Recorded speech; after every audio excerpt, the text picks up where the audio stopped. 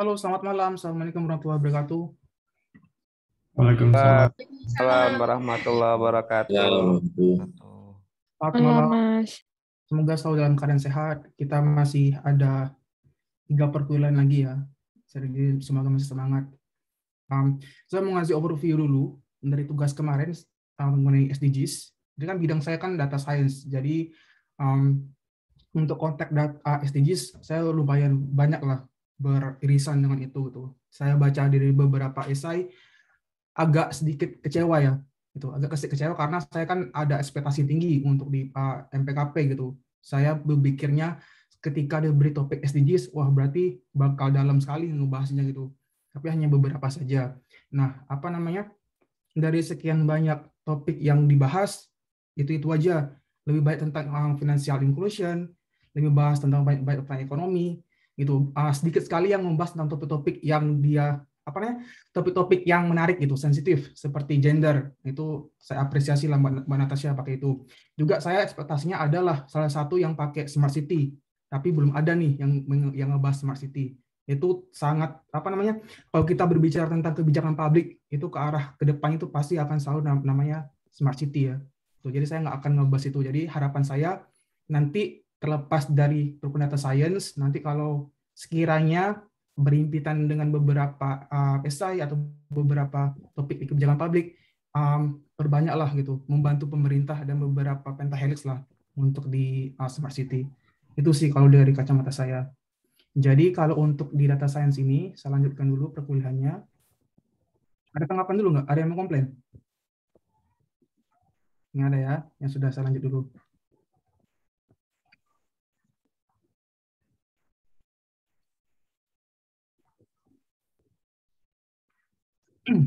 Nah, jadi di topik ke-9 ini, saya akan membahas salah 2 metode di cluster di neural network, yaitu tentang self-organized mapping dan juga NASPA class.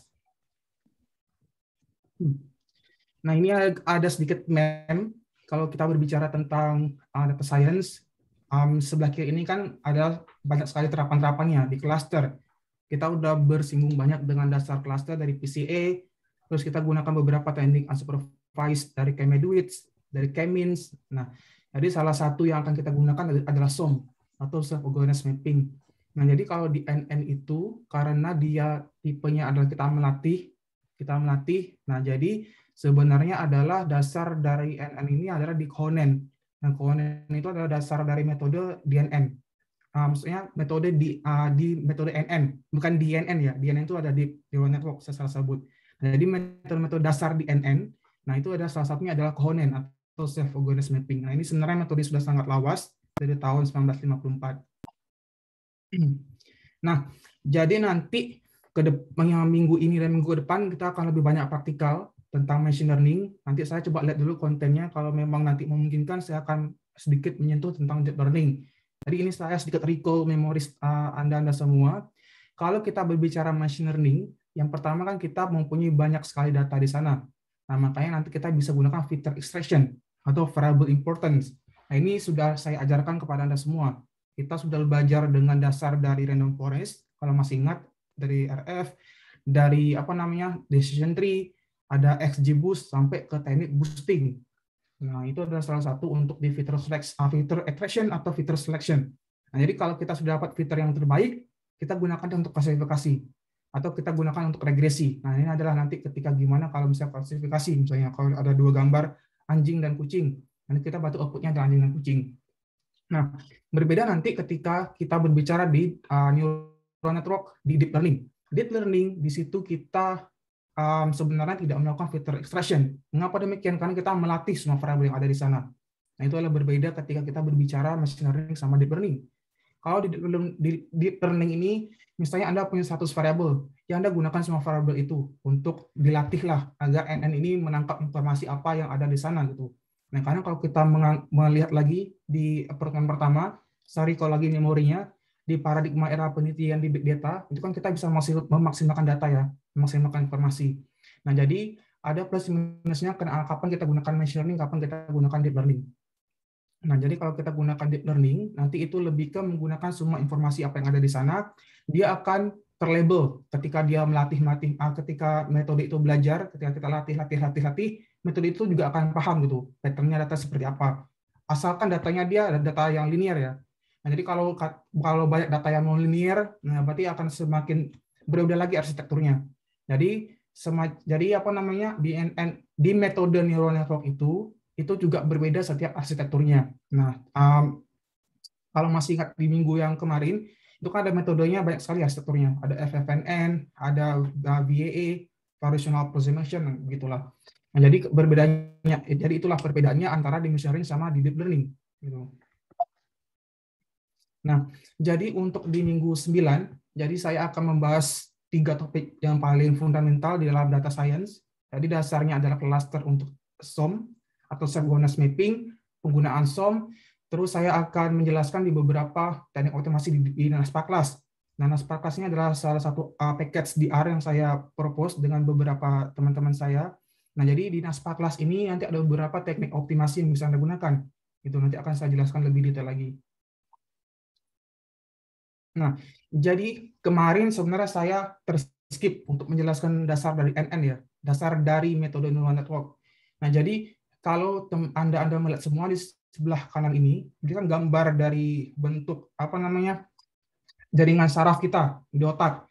Nah, di jaringan saraf tiruan di otak kita itu ada namanya dendrit, ada namanya nukleus, ada namanya body cell, ada namanya akson, ada namanya sinaps. Nah, jadi saya recall lagi mata pelajaran biologi ketika kita SD sama SMP. Nah, jadi informasi yang semua ada di informasi yang di bagian otak yang kita mau semua informasi itu ada tersimpan di nukleus. Nah, di sini adalah nukleus kita gitu. Atau kalau kita ngomong di NN adalah di neuronnya. Nah, jadi konseptual di NN ini itu mengikuti dengan konseptual jaringan saraf tiruan.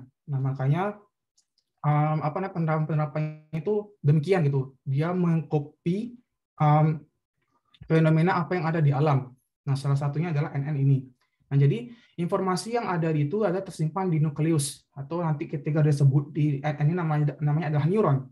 Nah, jadilah nanti ketika sesuai informasi yang ada di otak itu, dia akan nanti menyebarkan informasi itu adalah di sinaps ini atau di sinapsis.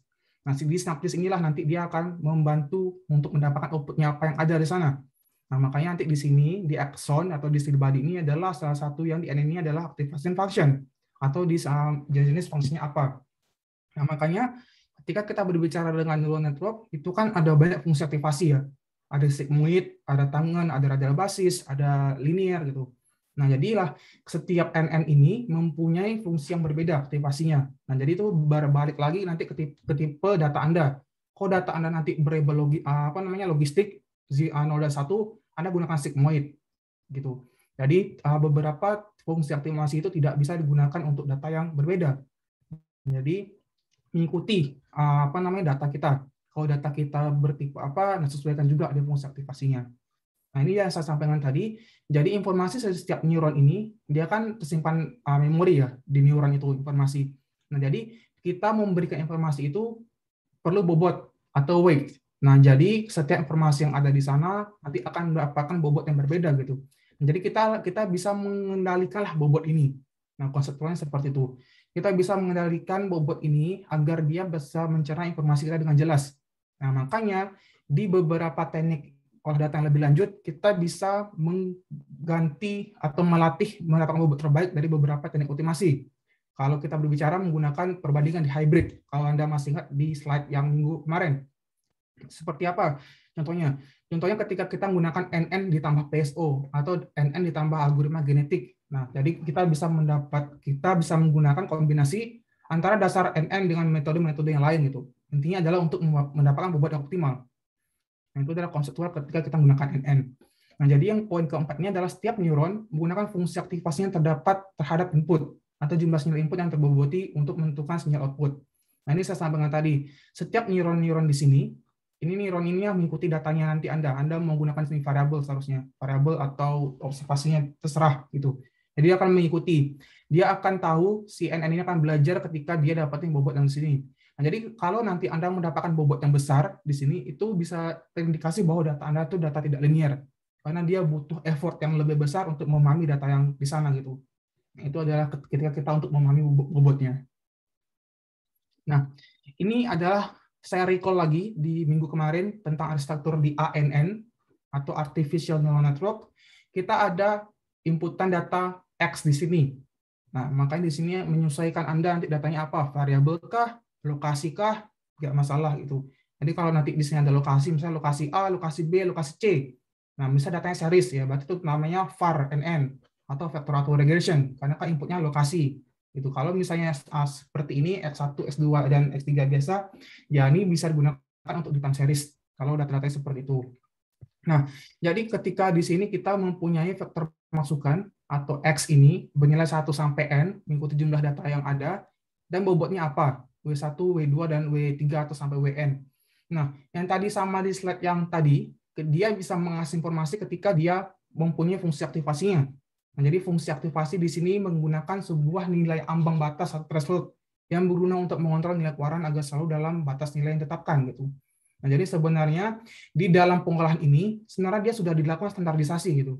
Nah, jadi Anda nggak usah standarisasi data lagi dari awal. Sebenarnya ketika dia diproseskan ke neural network, sebenarnya dia sudah distandarkan di sana gitu. Makanya di dalam neural network itu ketika kita ingin merubah datanya itu bisa. Misalnya data kita nilai rasio di sini, misal berbeda ya. Misalnya X1 ini sebut saja misalnya jutaan, X2 ini misalnya persentase, X3 ini misalnya sebut saja desimal. Nah, itu nggak usah distandarkan. Nanti di NN inilah dia akan distandarkan secara automatically gitu. Nah, jadi itulah konseptual ketika kita menggunakan di NN. Berbedanya lah kita nanti mengendalikan bobot-bobot di sini, W1, W2 dan seterusnya gitu.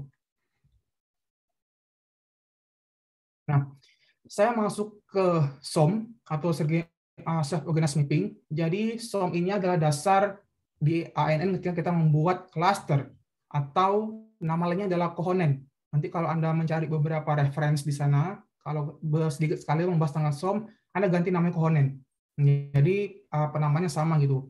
Nah, jadi di SOM ini atau di kohonen ini dia mempunyai satu quotes yang paling fundamental agar dipahami lebih cepat. Namanya winners takes all. Maksudnya apa? Maksudnya adalah dia hanya merecognize neuron yang menjadi pemenang yang akan diperbaharui setiap bobotnya gitu. Kita balik lagi ke sini. Jadi di sini kan nanti akan banyak ada neuron ya. Neuron-neuron di sini gitu. Ketika dia mengasih informasi. Nah, jadi kita bisa merecognize neuron-neuron mana yang paling optimal. Nah, ketika neuron itu menang, itulah yang akan kita recognize sebagai klasternya. Nah, jadi itu prinsip dasar di SOM untuk di clustering. Nah, SOM tidak menggunakan nilai target kelas atau yang disebut dengan unsupervised learning. Kan dia hanya XX saja ya, X1, X2, X3, X4 gitu. Kita tidak perlu Y karena kita akan membuat cluster. Nah, makanya saya jelaskan di sini SOM tidak menggunakan nilai target kelas. Nah, jadi Anda jangan bingung lagi kalau bertanya-tanya kok bisa NN itu dibikin cluster. Padahal kan dibilang di sana kan kita ingin melakukan pelatihan ya. Nah, kalau pelatihan kan otomatis dia ada target. Nah, enggak, kita ganti target ini menjadi neuronnya. Nah, jadi kita mencari neuron mana yang menang di sana gitu. Nah, itu adalah pergantian pola berpikir ketika kita menggunakan SOM. Jadi disampaikan juga self-organized mapping ini kadang-kadang disebut sebagai kohonen. Ini saya sampaikan tadi. Dan salah satu algoritma di SOM ini adalah algoritma kohonen. Nanti Anda bisa cari beberapa reference paper yang menggunakan algoritma kohonen. Nah, jadi dasarnya adalah SOM ini adalah metode untuk cluster. Jadi suatu kelompok yang terbentuk dari neuron-neuronnya. Nah, jadi Anda perlu ingat kalau kita menggunakan PCA, PCA kan dia satu PC itu kan ada beberapa informasi di variabel ya. Misalnya kita ada X1 sampai X5. Kita bisa bikin PC setiap informasi tadi. Misalnya PC1 ada informasi variabel apa-apa saja. Nah, sama seperti SOM. Kita membentuk clusternya tadi berdasarkan neuronnya. Berdasarkan neuron-neuron yang menang. Nah, ini maksudnya tadi. Jadi misalnya di sini saya ada beberapa X itu, X1, X2 sampai XN. Ini adalah variabel-variabel kita ketika kita ingin membentuk cluster ya. Nah, jadi kita bisa melihat pembentukan cluster ini berdasarkan neuron-neuron yang menang. Gitu. Jadi sama saja ketika ini melakukan namanya reduksi dimensi atau dimension reduction ketika kita ingin melakukan eliminasi variabel. Nah, jadi PCA, CCA, MDS itu atau namanya ada Principal Component Analysis atau Canonical Correlation Analysis atau MDS Multiscale Dimensional Scaling. Nah, itu ada beberapa teknik untuk melakukan dimensi reduction. Kenapa kita perlukan itu? Karena kalau kita berbicara di regresi berganda, itu kan namanya asumsi multi-call ya. Multi-call itu kan dia berkolerasi antara variabel. Itu tidak boleh terjadi kalau kita gunakan di regresi. Nah, makanya kita harus menyembuhkan asumsi itu dengan menggunakan teknik-teknik di multi-call. Salah satunya adalah PCA. Nah, SOM ini juga bisa digunakan untuk itu. Jadi kalau PCA kita gunakan kedekatan antara X, tapi kalau SOM kita menggunakan kedekatan antara neuronnya. Nah, itu adalah perbedaannya. Nah, jadi kalau lihat di contoh ini, kita memetakan ruang input n dimensi. Ini dimensi kita ya. Ruang n dimensi ke dalam peta 2 dimensi. Dan mempertahankan hubungan topologi dalam data. Nah, kenapa topologi dalam data? Karena kita melihat hubungan antara neuronnya ini, yang warna-warna ini. Dan kita melihat bagaimana pembentukan neuron ini, itulah nanti dibentuk beberapa komponen untuk di cluster kita. Nah, itu adalah konseptual di SOM. Nah, contohnya ini lebih jelas lagi. Kita ingin menemukan neuron yang bobotnya paling dekat dengan input. Nah, makanya bisa digunakan beberapa teknik hitungan jarak. Seperti YJ ini adalah arcmin sigma pertambahan dari XI dikurang dari WIJ. X ini adalah data aktual kita. WIJ ini adalah bobotnya. Nah, makanya saya sampaikan tadi, sama konseptual berpikirnya ketika kita gunakan GWR, kalau Anda masih ingat, yang ketika dia semakin dekat lokasinya, bobotnya semakin kecil. Ketika dia gunakan bobot semakin besar, bisa jadi karena lokasinya jauh gitu. Misalnya, di sini adalah 0, di sini ada 20. Dia kan butuh effort ya untuk mempelajari dari sini ke sini, dari ujung 0 sampai 20. Karena lokasinya jauh. Nah, makanya bobotnya akan besar. Nah, beda kalau nanti dia sebelah sini, misalnya 19, 20 di sini. Dia kan berdekatan. Nah, jadi itu akan mendapatkan bobot yang kecil gitu. Karena kan dia butuh effort yang lebih pendek atau lebih kecil untuk memahami informasinya. Nah, itu adalah salah satu konseptual untuk di SOM atau ketika kita berbicara di model-model regresi yang butuh bobot di sana gitu. Nah, jadi kita bisa menggunakan mencari WIJ itu adalah WIJ di T ditambah 1 sama dengan WIJ ditambah T ditambah alfa. Alfa-nya adalah learning rate-nya atau berapa besar kecepatan belajarnya. Nah, itu adalah salah satu parameter yang bisa kita ganti ubah-ubah untuk di SOM. Kalau Anda masih ingat di SVR, kita punya namanya cost function. Kita punya namanya gamma di sana. Nah, kita bisa gunakan grid search atau CV, cost validation, kalau Anda masih ingat, untuk mencari berapa paling optimal di metode tersebut. Kalau kita berbicara di NN, maksudnya di NN ya, bukan di NN.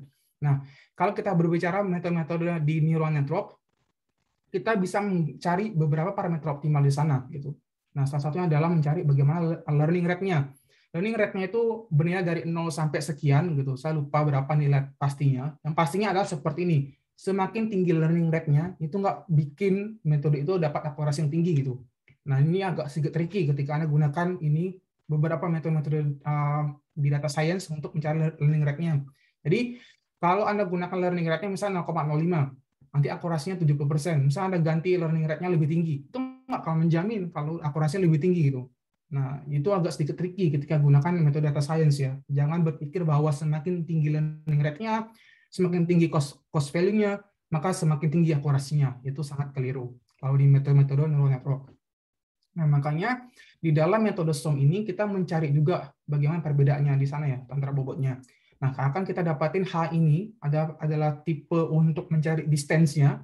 Nah, mendapatkan dari DIJ kuadrat dibagi 2 sigma square. Jadi ini adalah D-nya. Kalau Anda masih ingat, kita mempunyai banyak sekali tipe-tipe jarak gitu. Ada jarak Euclid, ada jarak Manhattan gitu, atau jarak-jarak yang lain. Kalau Anda masih belum punya topik tesis, Anda bisa membandingkan bagaimana akurasinya ketika Anda gunakan jarak Manhattan, bagaimana ketika Anda gunakan jarak Euclid gitu. Nah, jadi ada beberapa simulasi, ada beberapa Anda melakukan perbandingan bagaimana mendapatkan akurasi di sana. Anda bisa menggunakan itu. Nah, berbicara metode di SOM atau self-organized mapping, kita mempunyai 2 lapisan input, sebut saja P1 dan P2, dan 3 unit pada lapisan output, Y1, Y2, dan Y3. Ini contoh saja ketika kita mau bikin 3 cluster di sana gitu. Nanti mengikuti. Nah, jadi di sini akan ada namanya W1, W21, W31. Nah, ini mengikuti berapa banyak Y-nya nanti targetnya. Jadi, ketika Anda mempunyai 2 target, ya berarti matriksnya nanti akan bernilai 2 kali 2. Gitu. Kalau Anda mempunyai 3 target, berarti matriksnya akan bernilai 3 kali 3 di bobotnya. Nah, jadi bobotnya itu mengikuti jumlah Y-nya nanti berapa banyak. Gitu. Algoritma, lihat di modul. Sebentar. Ini saya sudah bikin manual di SOM, jadi Anda nanti bisa baca.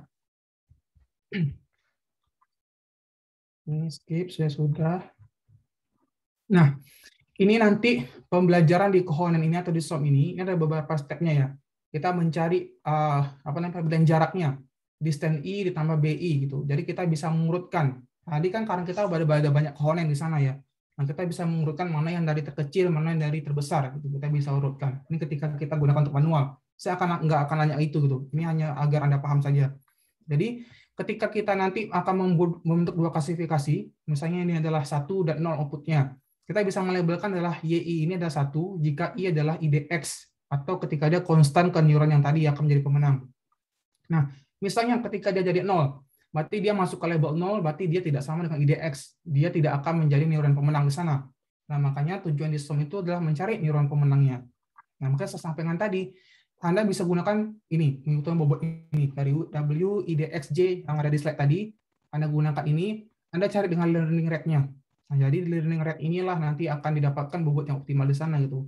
Anda bisa mencoba-coba gimana dari learning rate rendah sampai learning rate tertinggi gitu, untuk mendapatkan yang optimal. Nah, ini ada beberapa caranya. Jadi ketika kita akan dapat bobot bias, nah setiap bobot bias ini akan kita update gitu. Ketika bagaimana nilainya dari 0 sampai 1. Nah, jadi kita bisa mengurutkan dari prinsipalnya, dari bobot-bobot terbaik itu. Bentar, saya ke sini dulu. Nah, ini adalah diagram alirnya. Jadi ketika nanti Anda menggunakan SOM, jadi kita bisa menginisiasi bobot inputnya apa dari awal. Saya sebut dengan WIJ. Nah, kita juga bisa inisiasi bobot biasnya apa, BI. Kita setting parameter learning rate-nya dari 0 sampai berapa gitu untuk learning rate-nya. Dan kita bisa set maksimal epoch-nya. Nah, kalau di metode neural network ini, kita bisa mencari menggunakan itu dari epoch-nya. Epoch-nya itu maksudnya apa, Mas Rezi? Maksudnya adalah epoch itu berapa banyak nanti sebentar. Nanti epoch itu nanti akan ada kayak gimana ya? Oh, nggak di sini.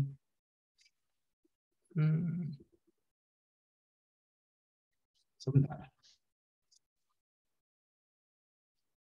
Gambarnya.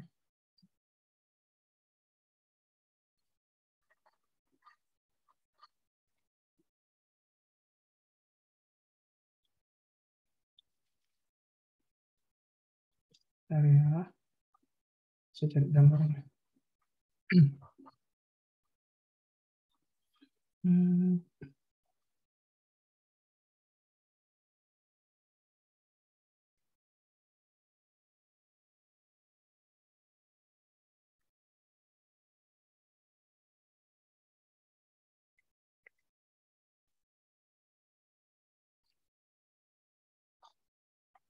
Oke, gambarnya missing. Nanti saya jelaskan epoch itu apa ya. Selanjut dulu.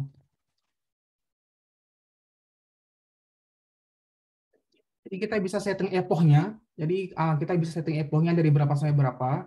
Nah, epoch itu semacam kayak iterasinya, tapi berbeda. Nggak bisa sebut juga iterasi gitu. Jadi saya jelaskan gambarnya missing. Nah, jadi kita bisa menghitung dia dapat dari jaraknya. Jadi kan ketika kita dapatin jarak terdekat di sana dari bobotnya, kita hitung jarak perbedaannya berapa di sana gitu. Jadi kita bisa urutkan dari jarak terdekat sampai jarak terkecilnya. Nah, jadi kita bisa menghitung perbedaannya menggunakan ini. Dari minus DI ditambah base BI. BI ini adalah biasnya. Jadi bias ini semacam parameter konstan di regresi. Anda masih ingat ya, kalau di regresi kita punya Y ditambah beta apa? Y sama dengan alfa ditambah beta 1. Nah, alfa itu sama B. Jadi alfa itu di regresi konstan itu sama ketika kita bicara di bias DNN.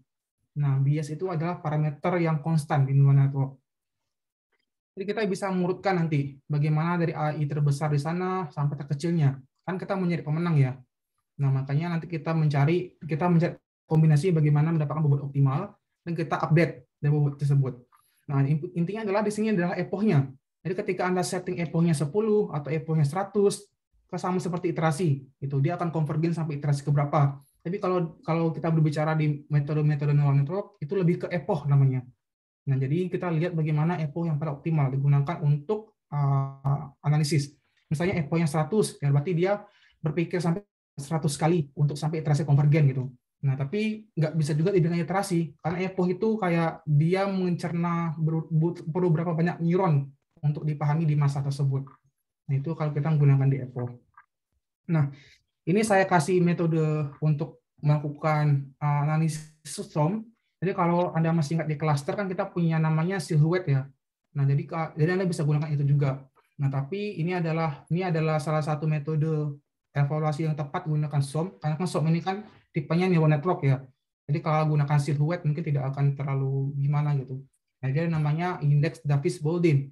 Jadi ini akan didapatkan ketika kita bisa menghitung jarak intercluster di sana gitu, antara cluster 1, cluster 2, 2 dan 3, 3 dan 4 dan seterusnya. Nah, karena kan dia sistemnya di neuron ya. Makanya kalau di SOM ini ada beberapa, kalau ditanya bisa nggak gunakan silhouette? Bisa, nggak masalah, tapi lebih tepatnya gunakan indeks Davis-Baldwin. Sama halnya seperti ini. Kalau Anda gunakan regresi, kalau untuk gunakan time series peramalan, itu saya sarankan Anda gunakan SMAP atau MAPE gitu, atau yang namanya adalah mean absolute percentage error. Kalau kita berbicara di metode-metode di sana di time series, itu kalau di MAPE itu ada namanya threshold, kapan kita dibilangnya tuh high accurate forecasting, sama medium forecasting, sama less forecasting itu accurate-nya. Nah, misalnya kalau nanti di SMAP itu nilainya kurang dari 0%, dari 0 sampai 10%, ketika dia lebih dekat ke 0% itu lebih besar, lebih bagus metodenya itu, lebih robust. Nah, jadi itu ada beberapa terminologinya. Bagaimana ketika kita memilih nilai akurasinya. Nah, kalau kita melihat di silhouette yang di sesi PCA itu kan nilainya harus lebih dari 0,25 ya. Kalau dibilang lebih dari 0,25 berarti klasternya adalah klaster yang independen. Nah, sama seperti itu. Kita bisa gunakan indeks Davis-Baldwin untuk analisis itu. Saya lanjut dulu. Nah, jadi untuk paling mudahnya, nanti kita latihan gunakan iris sama data UTS gitu. Jadi kita bisa melihat secara jelas gimana SOM ini bisa digunakan itu. Jadi ketika kita sudah memahami dengan iris, kita bisa berpindah ke data UTS yang lebih cukup advance. Nah, jadi di sini kalau Anda masih ingat di iris, data-data bunga itu kan ada 4 variabel di sana ya. Kita punya sepal length, kita punya sepal width, kita punya petal length sama petal width. Nah, jadi karena di sini ada 4 variabel, makanya di sini saya bisa gunakan dia 5x5 hexagon, 5x5 matrix gitu. Nah, karena satunya itu akan didapatkan untuk informasi bias atau informasi parameter di sana. Makanya dia harus bernilai n+1 gitu. Nah, makanya ketika nanti gunakan SOM, Anda lihat berapa variabel Anda di sana, Anda gunakan dia +1. Jadi kita bisa melihat mana yang paling optimal di SOM tersebut. Nah, jadi sama seperti saya sampaikan tadi ketika kita berbicara di metode-metode cluster, kadang kalau di cluster di PCA kan dia mengikuti bagaimana jumlah optimal di clustering. Sementara kalau di SOM ini ada lebih ke neuronnya, lebih ke neuron yang paling optimal. Nah, jadi ini kalau di sini adalah informasi di code spot-nya. Nah, di sini kan ada diagram kipas ya. Ya, ini ada 1, 2, 3, 4. Nah, jadi ini akan dijelaskan seperti ini. Jadi kalau untuk di neuron pertama, dia belum terlalu mendapatkan informasi apa yang ada di sana gitu. Makanya nanti ketika butuh berapa banyak neuron di sana lebih banyak agar dia lebih memahaminya. Jadi di sini dia di neuron yang ke-25, ini kan 1, 2, 3, 4, 5. Ini kan ada 25 neuron di sini. Nah, jadi di neuron ke-25 ini dia optimal mendapatkan informasi untuk mengcover informasi di iris tersebut. Nah, jadi didapatkan bahwa ketika kita ingin melihat perbedaan bunga itu, ini kan ada sepal length sama ada petal length ya. Jadi secara visual, secara mata kita bisa membedakan bunga itu dari sepal length atau dari petal length. Tapi mungkin akan sedikit sulit ketika kita memilih di sepal width kalau di paling optimal seperti ini. Nah, jadi kalau kita tarik mundur ke yang 20 ini, ke neuron 20 dia lagi belajarnya memahami sepal width ini. Karena dia berpikir bahwa di data iris itu, di sepal width ini agak sedikit sulit untuk dia dipelajari gitu. Nah, ini makanya ketika cara interpretasinya adalah semakin ke sini dia mencoba merekonas informasinya gitu. Dia mungkin lihat pada neuron keberapa, dia lihat mana yang optimal. Oh, ini enggak optimal. Terus dia pindah ke neuron ke-26. Dia mungkin berpikir, oh ini bisa ditekankan mungkin bobot yang besar. Mungkin dia berpikir ketika di neuron ke-20 ini, Dia berpikir dia bisa mendapatkan informasi maksimal di Cephaloid, tapi dia nggak bisa mencerna informasi di 3 variabel tadi gitu. Maka dia mencerna lagi sampai nanti ke optimal ke neuron keberapa yang bisa kita gunakan. Nah, jadi neuron ke-25 ini adalah neuron yang terbaik atau winningnya. Nah, jadi itu perbedaannya ketika nanti menginterpretasi di SOM. Itu. Ada pertanyaan dulu nggak? Bingung? Saya jelaskan lagi ya. Ini kan ada neuron nih. 1, 2, 3, 4, 5. Sampai neuron ke-25. Nah, jadi setiap step-step neuron ini adalah cara ketika dia mencerna informasinya. Nah, jadi setiap iterasi kan berbeda ya. Misalnya iterasi ketiga dapat 70% akurasinya. Nanti jangan berpikir kalau iterasi kelima akurasinya malah lebih tinggi. Mungkin tidak gitu. Mungkin akurasinya lebih rendah. Itu kan ketika itulah cara metode-metode data science untuk mendapatkan hasil. Makanya kita bisa setting berapa banyak neuron, kita bisa setting berapa banyak interval untuk sampai dia konvergen. Nah, jadi demikian. Jadi ketika dia lihat iterasi keberapa optimal atau pada neuron keberapa yang optimal, nah itu adalah jawaban dia yang paling terbaik di sana gitu. Nah, jadi ini kita gunakan dia sampai neuron ke-25. Jadi neuron ke-25 inilah yang didapatkan bahwa dia bisa mencakup informasi yang semua di variabel ini. Jadi kalau kita gunakan neuron 20, neuron ini nggak terlalu banyak mengcover. Walaupun iya dia lebih memahami sepal width, tapi dia nggak mengcover informasi di sepal length, dia nggak mengcover informasi di petal length sama di petal width. Nah, begitu kalau di kalau di SOM.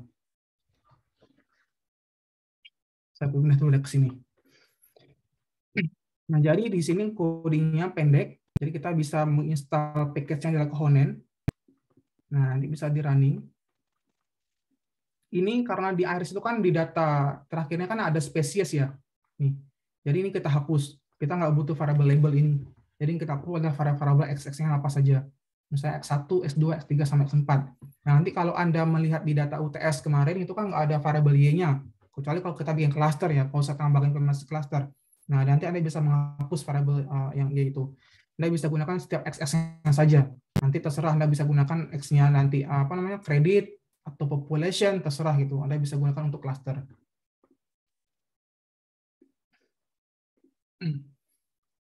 Jadi kalau ini kita lihat, di sini kan ada X sama Y-nya ya. X sama Y-nya.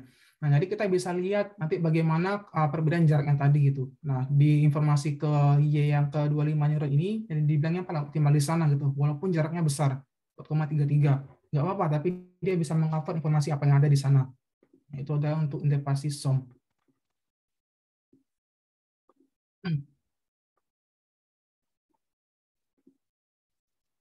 Nah, di sini dapatnya jaraknya Euclid ya, Euclidean. Nanti kalau Anda mau merubah untuk tesis, Anda bisa ganti dia ke Manhattan, atau Anda bisa gunakan beberapa tipe-tipe jarak yang lain. Nanti hasilnya juga akan berubah. Nah, nanti Mas izin, Mas. Sorry, silakan Farah. Kalau yang tadi diinterpretasikan itu juga menggambarkan sebaran klasternya, atau hanya menggambarkan dia sudah seberapa lengkap dia memahami data gitu? Belum Farah, itu masih memahami datanya. Nih yang tadinya ini nih. Bentar. Saya hapus dulu. Jadi yang ini, dia memahami datanya itu kayak gimana, baru dia bisa bentuk cluster Farah. Anggapannya. Nah, jadi yang optimal itu adalah di daerah-daerah sini. Di sini tuh dia nggak terlalu mengcover informasinya, karena dia berpikir, dia lagi mencerna nih informasi-informasi mana yang bisa dibentuk cluster. Nanti kalau dia sudah optimal, baru kita bisa bikin dia pembagian clusternya seperti apa gitu. Nah, berarti di cluster ini yang untuk memahami bagaimana dia di bunga yang apa, atau kita bikin indeks kerentanan gitu, nanti bisa dibikin seperti ini. Nangkep kan ya? Mas tanya, Mas. Saya nanya dong. Silakan. Siapa dulu? Bebas. Setelah Mas Raden, silakan. Mas izin nanya Mas ya. Mbak, maaf ya. Ini terkait dengan yang code plotnya ini Mas. Apakah nanti misalkan heksagon itu 5x5 atau 3x6, maka yang paling ujung kain Mas, yang paling ketemunya 6x6 itu menunjukkan yang paling sempurna Mas terkait dengan perklasterannya atau gimana? Enggak juga Mas Raden, tergantung. Coba kita coba data UTS-nya. nggak apa tergantung masalah, kadang dia bisa di atas, di bawah, tergantung dia gimana mencari informasinya. Kita coba saring datanya. Yang saya mau konfirmasi lagi Mas, karena gambar yang ditampilkan kan kayak beraturan ya. Atau nggak misalkan ada yang di atas gitu, ada yang nyempil gitu Mas? Ada yang misalkan gitu. Ya? Tadi nggak harus kayak gini. Tadi siapa mau nanya, silakan. Sama pertanyaannya sama Mas Raden kebetulan Mas. Oh, oke Mbak Windy. Iya. Iya. Ternyata coba data UTS. Oh, boleh nanya juga Mas? Silakan. Ini kalau melihat dia bagus apa enggak, berarti semata-mata dari apa visualisasi itu atau kita bisa melihat dari angka-angkanya? Ada pengujiannya Mbak dari angka-angkanya. Begitu. Ya. Nanti mungkin di ini kali ya. Oke, saya jelaskan dulu untuk yang apa namanya data UTS kemarin ya. Yang tadi kan dasarnya tuh di Iris. Ini kita pakai data UTS. Datanya sangat banyak. Bentar, salah. Data 3. Kita punya 27 data variabel, kita punya 503 kabupaten kota. Kita ingin membentuk klasternya seperti apa di SOM. Jadi nanti Anda bisa gunakan beberapa perintah ini. Ini saya sudah di-scale-kan dulu datanya. Nah, ini distance-nya. Jadi nanti Anda bisa gunakan distance yang lainnya. Anda gunakan Manhattan boleh. Anda gunakan yang lain nggak apa-apa. Ini saya gunakan Euclidean aja dulu.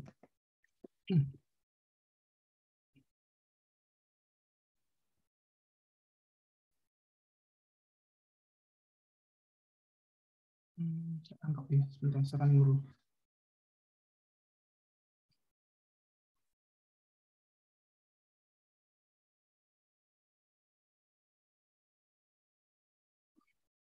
Data SOM. Ini saya gunain dulu dia 10 kali 10 dimensi. Nanti Anda gunakan 3 kali 3 nggak apa-apa, terserah gitu. Kalau apa ini saya coba pengen lihat dulu. Soalnya kalau di PCA kadang kan kita bisa dari scriptplot ya. Jadi kita bisa melihat turunan dia secara eksponensial dari scriptplot. Tapi kalau dari metode SOM kita nggak bisa. Kita bisa lihat dulu satu persatu berapa banyak klaster. Dan karena yang kemarin saya pengen coba-coba dulu berapa banyak klaster yang optimal, saya bisa gunakan 10 dulu seperti apa. Nanti Anda bisa gunakan 3 atau 4, nggak masalah gitu. Ini saya coba dulu dari 10 dimensi. Scanning dulu. Nah, jadi dia dapetin kalau jarak terdekatnya itu adalah 8,196 dari 534 kabupaten kota. Nah, ini kita bisa lihat di trainingnya dia. Jadi sampai berapa banyak iterasi kita bisa gunakan gitu. Nah, dia berpikir di dalam analisis yang dataset kita yang ada 500 kabupaten kota itu optimal di sekitar 700 iterasi. Jadi dia 700 kali melakukan komputasi sampai berapa optimal. Nanti Anda bisa ganti sampai 100.000, nggak masalah gitu. Anda bisa gunakan Erlang di sini. Nah, di dalam SOM ini, saya sampaikan tadi, kita bisa menggantikan learning rate-nya. Nanti Anda bisa gunakan berapa learning rate-nya, terserah Anda gitu. Saya gunakan 0,05. Jadi, kalau Anda gunakan semakin besar, yang sudah pasti yang paling utama adalah dia akan semakin lambat iterasinya gitu. Karena apa namanya? Anda ini sama seperti alpha sih. Jadi semakin kecil semakin kecil rank-nya, kita kan semakin banyak menolak variabel ya, atau kita semakin sempit kurva normalitas itu loh. Nanti dia akan semakin kecil. Nah, jadi ketika kita gunakan alfa yang sempit, dia akan semakin panjang iterasinya atau semakin lambat gitu. Nanti Anda bisa coba kalau Anda nggak percaya. Jadi ini saya gunakan alfa-nya adalah 0,5 dengan learning rate-nya adalah 0,1.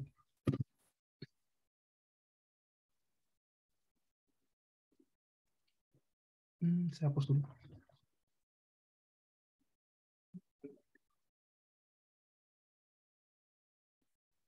Nah, ini adalah 10 kali 10 SOM. Jadi kalau lihat seperti ini, kita bisa melihat bagaimana perbedaan dari warna. Jadi kita bisa melihat informasi di sini itu adalah klasternya dia, atau warna-warna yang sama itu ada klaster dia, gitu. Jadi Anda bisa gunakan dengan perintah dia mapping di sini. Mapping atau apa. Nah, jadi di sini ini, titik-titik ini sudah mewakili informasi dari lokasinya. Jadi di sini dia bertiban. Kalau di neuron ini dia berpikir ada 4 lokasi. Di sini dia bisa mengcover sekian lokasi di sana gitu. Nah, itu cara interpretasi di SOM. Kita bisa melihat titik-titik dot-dot ini berdasarkan informasi di lokasi kita berapa saja. running dulu. Nah, ini. Nah, karena di sini saya menggunakan apa namanya inputnya itu kan matriksnya kan dia kolomnya kan dia per apa namanya variabel ya. Kolomnya variabel, nanti Anda bisa transpose dia ke lokasi, itu terserah. Jadi kalau Anda transpose ke lokasi, berarti di sini ada lokasinya. Misalnya lokasi A, B, C, D, E sampai lokasi 503. Nah, sekarang saya berpikir itu tidak apa namanya? Tidak ingin saya gunakan karena saya ingin menggunakan untuk melihat variabel apa yang bisa saya gunakan. Nah, saya transposekan itu jadi untuk melihat informasi apa yang bisa tercover di COTSplot ini. Jadi kalau Anda lihat di sini kan walaupun nggak jelas ya, nanti lebih jelas lagi kalau Anda bisa gunakan 5 variabel itu. Jadi Anda bisa lihat secara jelas di neuron-neuron keberapa variabel kita itu bisa dijelaskan gitu. Nah, jadi nanti Anda bisa gunakan 4 variabel aja nggak masalah. Anda bisa gunakan 10 lokasi nggak masalah untuk belajar. Jadi Anda nanti bisa lihat di sini. Misalnya di neuron terakhir itu ada variabel misalnya penggunaan cell phone, berapa apa namanya, misalnya ada course, ada job duration gitu. Nah, jadi Anda bisa lihat setiap neuron ini dia mengcover informasi yang berbeda di antara neuron-neuron yang lain. Nah, itu cara penggunaan SOM-nya tadi. Jadi karena kemarin datanya adalah per kolom itu apa namanya? Lokasi, saya transpose dia. Jadi nanti dia terbaca itu per variabel. Jadi saya ingin melihat mana variabel yang paling banyak tercover di sana gitu dari informasi ini. Ini karena warnanya nggak terlalu jelas ya. Kita nanti bisa separasi dia di apa namanya? Beberapa variabel aja biar lebih jelas. Nanti biar lebih jelas lagi, lebih banyak variabel mana yang lebih dijelaskan di sini. Gitu kalau untuk SOM. Kira saya running dulu yang ini.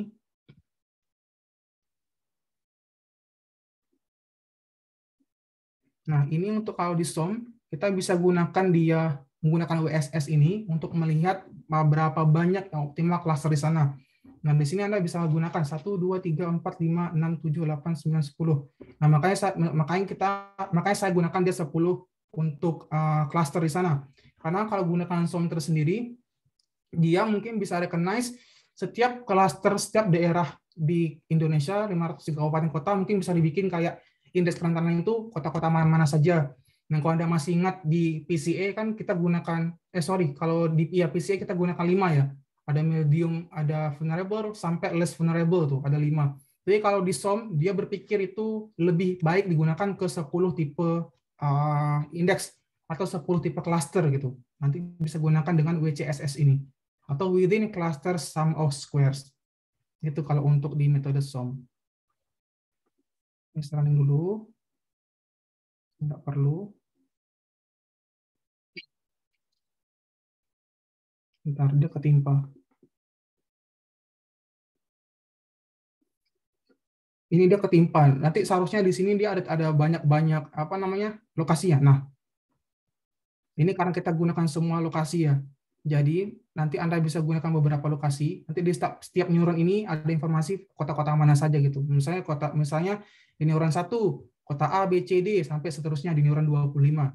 Nah, itu ketika kita gunakan untuk di SOM, dia sudah melabelkan tipe-tipe kota dan kabupatennya di setiap neuron ini. Jadi kita bisa memilih. Kalau nanti Anda nggak menggunakan di cluster SOM tadi, nggak apa-apa, terserah Anda. Itu kan makanya saya sampaikan tadi. Kalau metode-metode data science, metode neural network ini, kita lebih mengkombinasikan gimana apa yang ada di hasil ini dengan domain teorinya gitu. Jadi nggak terlalu apa namanya kaku dibandingkan dengan dasar-dasar metode di statistics. Jadi kalau kita gunakan di cluster di PCA, kan kita harus patuh ya, gunakan script plot. Kalau script plot yang ngomong A, kalau script plot yang ngomong hanya 3 yang untuk cluster, ya Anda gunakan itu gitu. Karena kan nggak bisa dibantah. Tapi karena kan apa namanya metodenya kan saklek ya, tradisional gitu. Tapi kalau kita gunakan metode-metode di NN atau metode-metode di SOM atau K-Meduits gitu, yang kita sudah latihan di K-Meduits ya yang kemarin, Anda bisa bandingkan gitu. Nah, jadi apa namanya ada beberapa perbedaannya asumsinya ketika kita gunakan di data science dan juga di metode-metode di statistik. Ini saya ulangi lagi. Jadi setiap neuron ini nanti Anda bisa cleaningkan dulu. Anda bisa gunakan untuk misalnya 5 lokasi, nggak masalah untuk latihan. Nanti Anda bisa lihat gitu. Pada neuron-neuron keberapa yang terlabel informasi yang sama di antara lokasi. Atau ketika Anda balikkan datanya, Anda transposkan, nanti akan di sini bagaimana mapping plot tadi kayak tadi, yang lebih ke variabel-variabelnya gitu. Misalnya tadi penggunaan telepon atau penggunaan internet atau edukasi, nanti terlihat di neuron kemana. Nangkep kan ya pandangannya?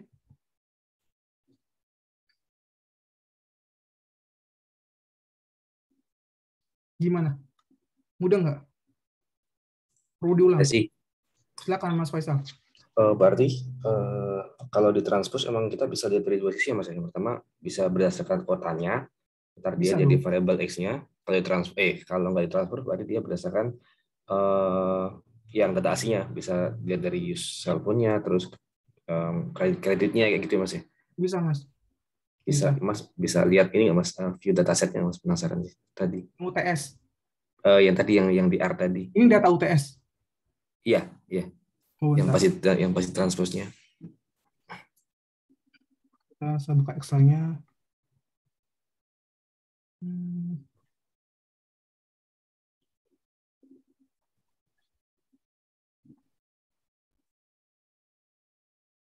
UTS sebentar. Soal nomor 2.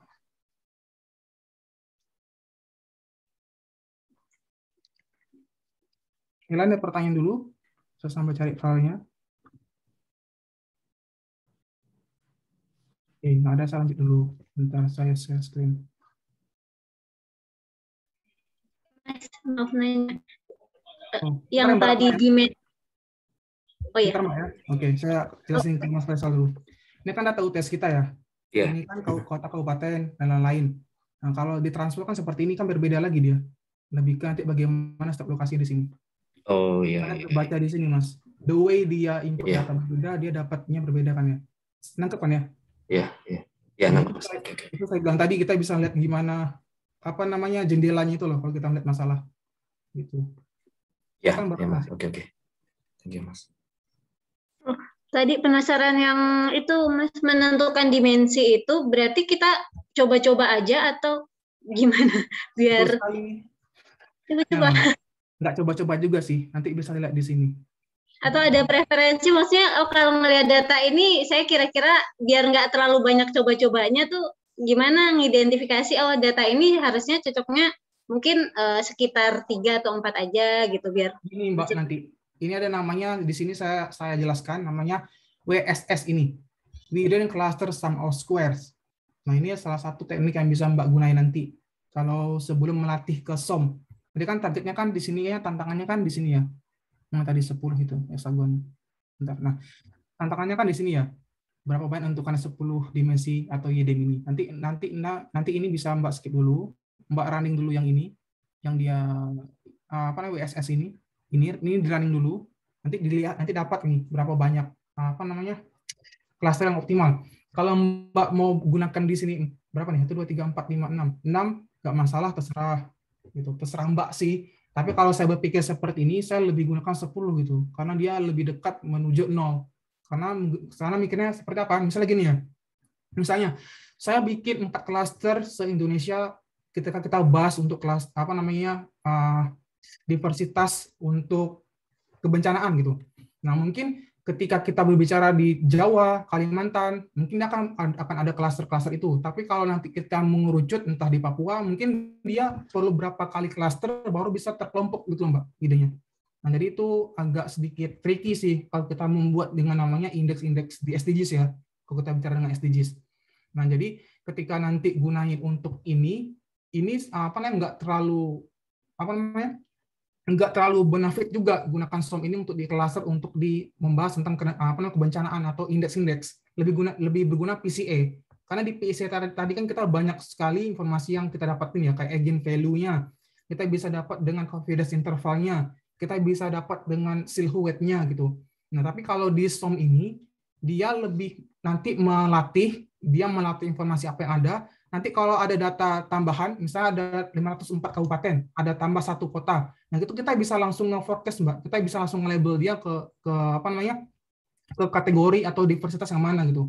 Nah, itu perbedaannya aja penggunaan metodenya. Nangkep nggak, Mbak Rana? Nangkep nggak? Jadi saya ulangi dulu ya. Saya ulangi lagi. Nah, jadi kalau untuk metode SOM ini, nanti bisa gunakan within cluster sum square ini. Nanti Mbak bisa lihat, Nanti di sini kalau dia turun eksplisit menuju 0 di sini, nah ini bisa Mbak gunakan untuk pada optimal. Tapi kan kalau kita balik ke teori kan nggak mungkin toh dibikin 10 klaster, kan terlalu rumit ya. Nah, itu baik lagi sih dengan kebutuhan gitu. Kalau Mbak berpikir di sini 3 sudah cukup karena dia kan turun nih 1, 2, 3, 4 kan dia patah di sini. Nah kalau Mbak berpikir cukuplah patah di 4 nggak masalah ya Mbak bisa bikin 4 klaster. Tapi kalau seperti ini di NN dia lebih gunakan untuk 10 klaster gitu yang paling optimal. Itu sih beda-beda kalau setiap metode untuk nge-handle-nya. Nangkep enggak? Iya, ya. Berarti kalau misalnya mau pakai metode ini langkah-langkah awalnya seperti apa ya Mas? Maksudnya kalau kayak dulu clustering SVM dan lain-lain kan kita ada check imbalance dan lain-lain. Kalau ini apakah ada? Nggak ada. Kalau di NN ini nggak ada asumsinya. Kita bisa latih dia dari learning rate-nya. Yang tadi nanya siapa ya?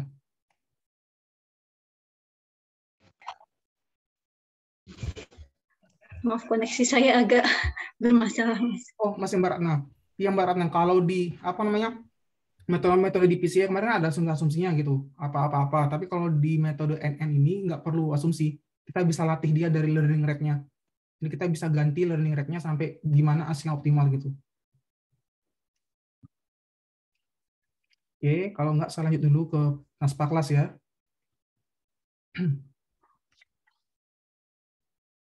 Nah, saya minum dulu.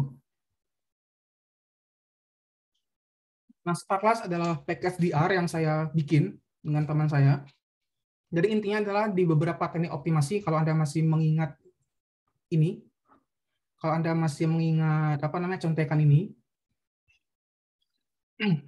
biasanya kan ide kita kan banyak ya, kita bisa bentuk klaster, klasifikasi regresi dan seterusnya.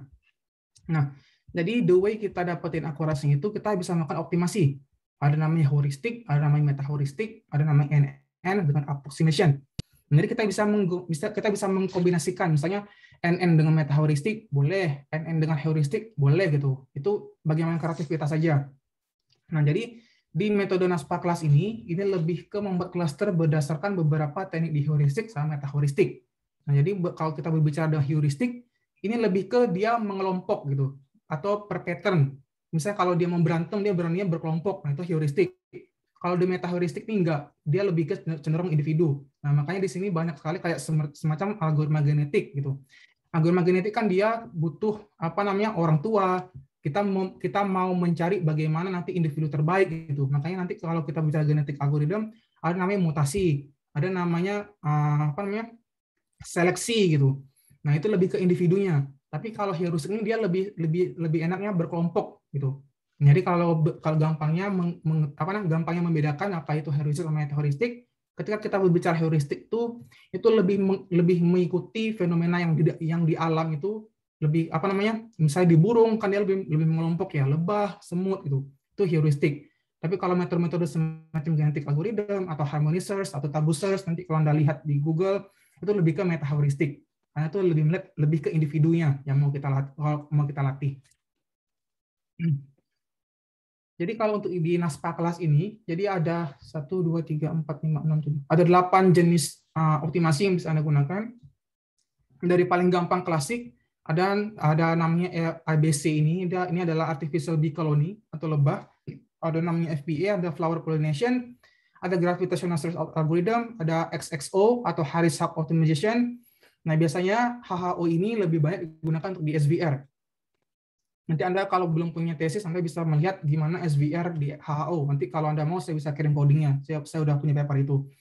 Nanti di sini ada IVA, ini adalah untuk Intelligent Variable Algorithm, dan PSO. Nah, biasanya algoritma yang paling banyak digunakan itu adalah PSO, algoritma genetik, sama algoritma lebah gitu.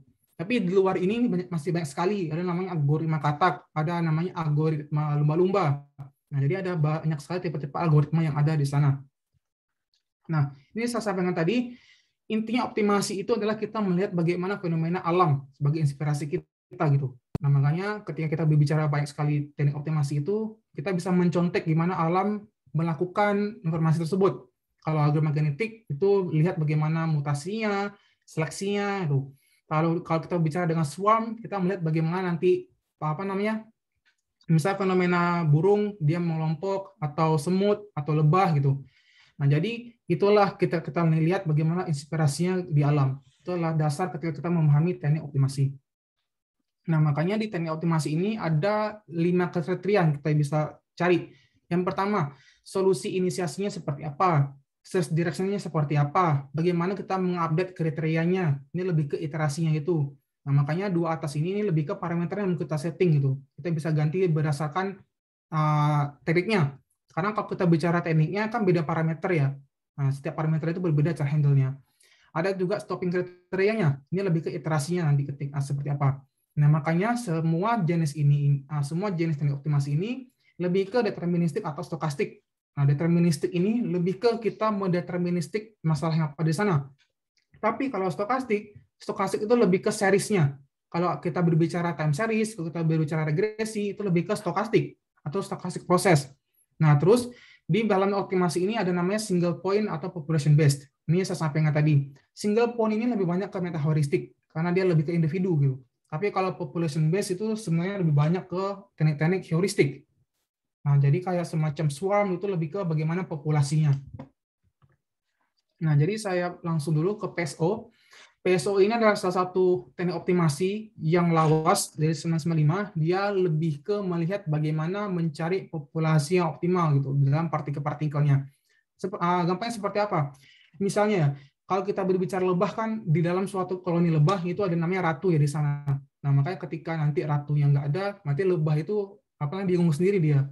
Nah, jadi itulah sama ketika kita menggunakan beberapa algoritma yang meniru di alam. Gitu. Jadi kalau di PSO ini kita lebih melihat bagaimana posisi partikelnya yang mewakili solusinya. Saya jelaskan lebih detail. Nah, PSO ini salah satu teknik optimasi yang dia berdasarkan gerakan. Jadi kalau nanti kita bisa melihat bagaimana velocity-nya, kecepatannya, kita bisa melihat bagaimana population base-nya atau G base-nya kayak seperti apa. Nah, itu adalah parameter-parameter di PSO. Nah, ketika kita gunakan PSO ini, konsep berpikirnya adalah sama ketika kita melihat burung. Misalnya burung mencari makanan gitu, atau lebah ketika dia membangun sarangnya. Nah, burung itu atau lebah itu partikelnya. Kalau makanan itu ada solusinya. Misalnya tadi burung mencari makanan, berarti burung ada partikel kita, dan makanan ada solusi kita. Misalnya lebah itu partikel kita, berarti dia nanti membangun kandangnya, membangun sarang itu ada solusinya seperti apa. Nah, itu adalah konseptual ketika kita gunakan heuristik. Jadi intinya adalah kita mencari bagaimana P-base dan G-base ini. P-base ini lebih ke bagaimana solusi terbaik di kecocokannya sampai dia mencapai partikel yang optimum. G-base ini lebih ke bagaimana solusi terbaik secara globalnya, secara kawanannya gitu. Jadi gitulah perbedaannya ketika gunakan heuristik sama metaheuristik. Ini saya sampaikan tadi, misalnya di sini ada lebah. Nah, lebah itu kan misalnya mau bikin sarang ketika dia sudah dapat madu, dia kan simpan di sarangnya ya. Nah, dia bisa melihat bagaimana tipe kan dia ketika ada ratu dan lebah-lebah pekerja gitu. Kita bisa meniru cara berpikir dia. Nah, makanya nanti setiap lebah ini mengantar makanan ke sini, ini kan dia ada kecepatannya, ada velocity. Nah, nanti kita bisa menghitung velocity lebah-lebah ini, velocity setiap partikel ini sampai ke solusi terbaiknya. Jadi kita bisa melatih dia seperti apa. Nah, makanya kita bisa menghitung velocity-nya dengan rumus ini. Nanti Anda bisa cerna lebih detail lagi seperti apa. VID ini adalah velocity di dimensinya, atau ketika nanti berbicara bagaimana setiap individunya. Gampang seperti ini. Nah, misalnya dia ada posisi di X ini. Nah, ketika dia mau mencari makanan kan dia bisa melihat ke atas, ke sini, atau ke sini. Terserah dia mau kayak gimana gitu. Nah, jadi ketika kita menggunakan meter-meter di PSO, kita bisa melatih kecepatan dia lebih memahami bagaimana dia mendapatkan iterasi yang terbaik gitu. Seperti ini. Ini kan daerah solusi kita ya. Saya dari warna-warna ini. Nah, ini adalah partikel kita. Kita latih dia sampai gimana dia bisa menuju sampai ke sini. Nah, itu akan didapatkan ketika apa? Ketika kita mengganti variabel di sini. Kita bisa mengganti velocity-nya berapa, kita ganti berapa inertial weight-nya, konstantanya dia, randomnya, dan PED, GD, dan seterusnya. Ini adalah parameter yang bisa kita ganti gitu. Kita bisa setting sesuai kebutuhan kita seperti apa. Nah, misalnya seperti ini. Misalnya kita punya ada dua data, X dan Y. Kita ingin mendapatkan parameter terbaik kayak apa? Nah, dia akan belajar itu sampai dia mengelompok seperti ini. Tadi kan dia acak seperti ini ya. Dia mencari nih, mana nih solusi terbaiknya. Dia belajar sampai dia mengelompok gitu. Nah, ketika dia sudah mengelompok di sini, ini adalah nanti akan didapatkan bagaimana parameter terbaik di sana gitu. Nah, itu adalah konseptual ketika kita gunakan PSO, algoritma lebah itu sama. Nah, jadi intinya adalah di sini adalah solusi terbaik kita, ini adalah search space kita, ruang pencarian kita, ini adalah solusi terbaik kita, max ini kan perlu effort ya, dia sampai ke sini. Maka dia perlu belajar. Dia ngelompok sampai dia mendekati ke titik optimal di sini atau titik penyelesaian kita gitu. Nah, itu adalah ketika kita gunakan PSO. Contohnya seperti ini, saya running dulu. Nah, di sini misalnya saya punya fungsinya apa, random, terserah Anda gunakan cos, boleh, sinus, boleh, atau apa. Nah, tapi kalau Anda gunakan untuk tesis, di sini Anda ganti fungsinya itu adalah misalnya regresi berganda. Anda ganti fungsinya apa di sini gitu. Nah, nanti Anda bisa gunakan itu untuk menyesuaikan. Saya pernah membimbing anak S1 menggunakan ARIMA pakai PSO. Itu juga memberikan akurasi yang baik gitu. Jadi nanti Anda bisa gunakan di sini adalah AR modelnya, ARIMA atau Regressive Integrated Moving Average. Nah, AR di sini apa? Misalnya AR1, AR2, Anda bisa tulis di sini AR-nya, nanti Anda dapat gitu berapa banyak PSO yang optimal untuk di time series kan, diramalkan. Ini running dulu. Ini terserah nanti diganti fungsinya, ini hanya untuk latihan. Misalnya, di sini saya karena kita punya ada dua variabel ya, X sama Y. Nah, jadi di sini adalah X-nya itu adalah data, gitu, nilai 100 dari nilai dari minus 10 sampai 10. Kan random dia. Running dulu.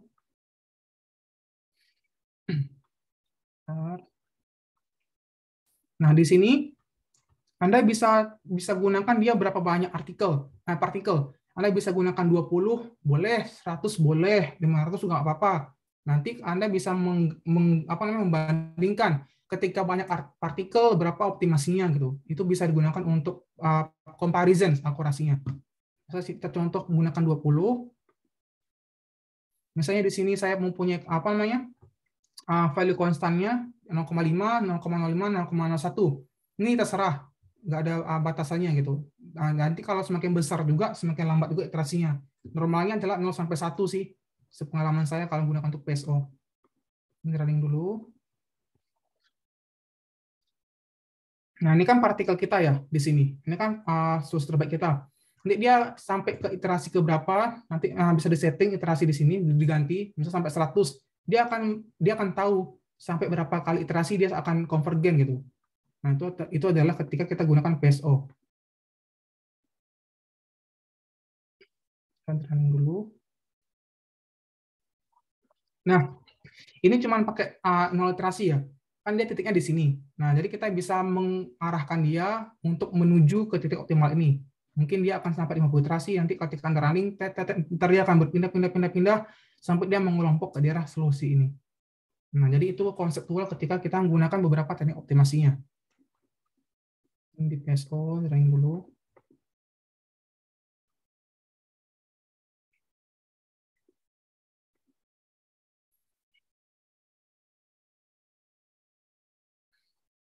Nanti ketika Anda running, nanti kita akan dapat di sini ada namanya object function, object location. Nah, ini adalah parameter paling optimal ketika nanti kita gunakan ini untuk dilatih dia menyelesaikan fungsi di atas.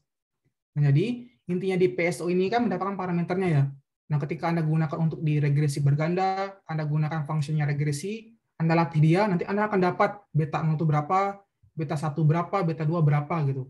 Nah, itu konseptualnya. Sama ketika nanti Anda gunakan ini untuk di NN, kalau metode di neural network kan ada namanya ada namanya bias gitu, ada namanya bobot-bobotnya. Nah, kita bisa gunakan PSO ini untuk mendapatkan bobot-bobot optimal itu apa-apa saja gitu. Misalnya bobotnya yang bobot optimalnya sekian, kita dapat biasnya sekian gitu. Itu kita bisa dapat dari PSO. Nah, itu adalah cara konseptual menggabungkan antara metode optimasi dengan metode-metode di data science gitu. Mas, pertanyaan? Saya tadi masih kurang paham yang sin cos-nya itu dari itu terserah Farah. Gitu ya? Itu random. Ini saya bikin cuma random aja. Ini bisa diganti, Bara. Terserah. Ini saya cuma random aja bikin fungsinya. Nanti kalau diganti regresi ya terserah gitu. Nanti kalau diganti yang lain nggak apa-apa. Misalnya 10 eksponensial 0,01 ditambah 0,2. Terserah. Ini cuma random aja. Tapi itu untuk nentuin apanya ya, Mas? Oh, ini karena saya mau nentuin daerah solusi. Kalau kita berbicara di beberapa bisnis analitik kan kita mengoptimasikan ya, dapat titik terendah, mengecilkan function dan bagaimana titik optimalnya gitu. Nah, jadi kita bisa menghitung di fungsi ini dan bagaimana nanti di daerah penyelesaiannya gitu. Nah, misalnya ketika dapat fungsi tadi akan dapat daerah penyelesaiannya apa gitu.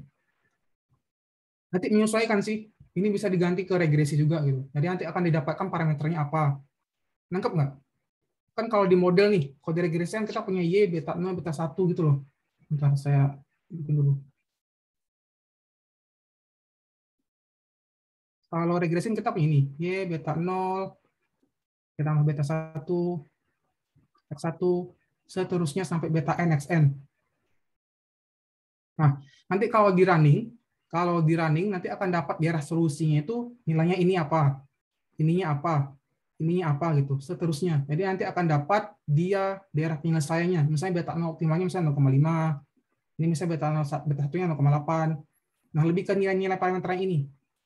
Ini kan tergantung dari bagaimana data kita ya. Nangkep kan? Oke, Mas. Nah, di sini kan bergantung gimana fungsinya. Ini saya contohnya aja. Makanya di sini saya ada dua variabel, X sama Y. Nah, misalnya data X-nya itu dari -10 sampai 10, ada 100 data, Y-nya sama. Jadi dari data X, Y ini variabel kita X sama Y, ini adalah fungsinya. Jadi kita bisa menemukan daerah optimalnya apa gitu. Nah, makanya kalau di running nanti, kita running nanti akan dapat ini, daerah optimalnya. Berarti didapatkan kalau daerah optimalnya itu adalah 0,9 sampai seterusnya.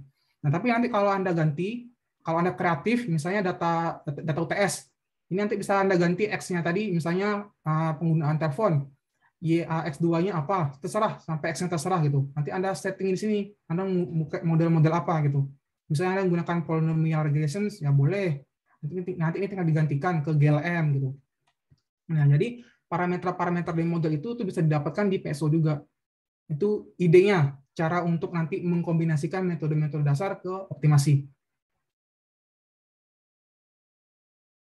Enggak? Mas Rezi, Silakan Mas Faisal. cara customize yang variabel X sama Y-nya gimana? Misal nih, kita lihat data penggunaan telepon in percentage gitu ya. Dilihat dari nilai di dolar aja, kecilnya. Mas Faisal. Ini tinggal di dolar aja. Ini kenapa saya ngasih jawaban ini? Data 3 dolar. Nah, Y, nangkep kan? Data 3 dolar. Kan bisa.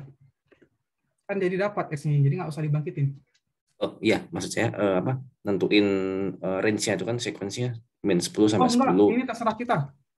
Oh. Ini kan simulasi saya bilang tadi. Jadi kalau variabel yang di sini, yang namanya X, Y-nya di sini, ini bisa kita ganti. Terserah mau kayak apa. Yang nggak bisa Anda ganti di sini adalah codingnya. Codingnya terserah sih, kan setiap orang beda ya cara coding. Nanti ketika di sini, yang seperti ini bisa Anda ganti. Berapa banyak partikel, berapa banyak nilai konstannya apa gitu. Enggak kan? Oh iya, ya. Berarti tadi bisa langsung kita tunjuk ini ya. Misalnya X-nya kita mau nunjuk salah satu variabelnya apa, Y-nya apa, bisa langsung. Ya, bisa. Nah, makanya saya sampaikan tadi, kalau di metode-metode kayak SVM, metode-metode ini, kan intinya kita cari parameter terbaik ya. Maka kalau kita bicara parameter terbaik itu kan bisa gunakan beberapa tekniknya kayak grid search gitu. Kalau Mas ingat di SVR kemarin. Nah, itu adalah triknya ketika kita gunakan untuk mencari W dan C1, C2-nya ini. Karena kan kalau kita coba kan kadang kita missing ya. Saya pernah juga bikin paper sampai 100 kali simulasi di rank dari sekian sampai sekian. Itu ternyata nggak berguna gitu.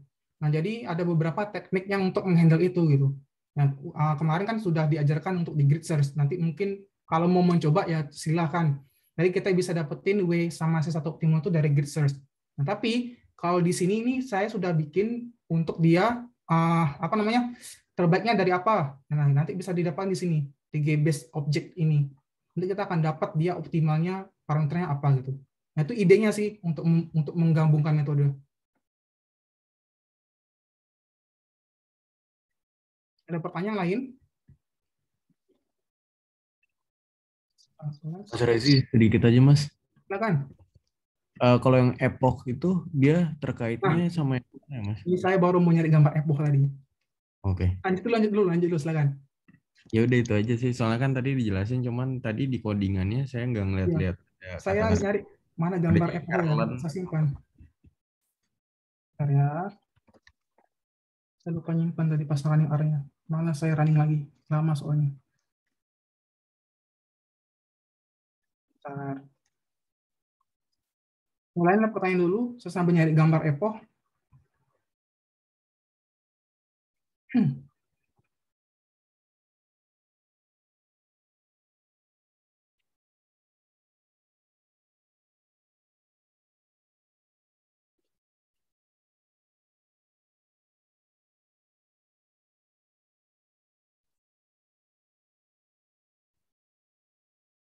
Ini ya, saya contek di sini dulu. Jadi epoch itu seperti ini. Jadi kita bisa melihat bagaimana training sama validation-nya.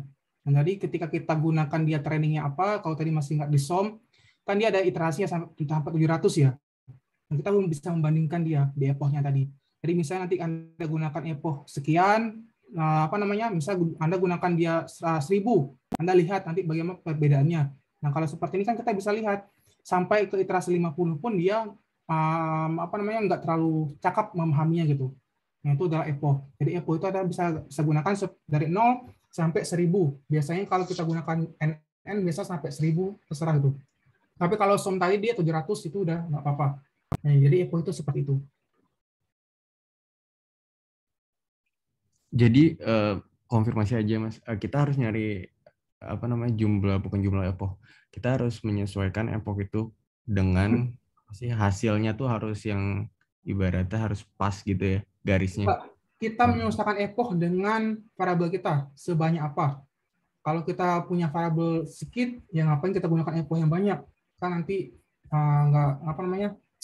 nggak berguna juga. Bentar, saya share di paper ini.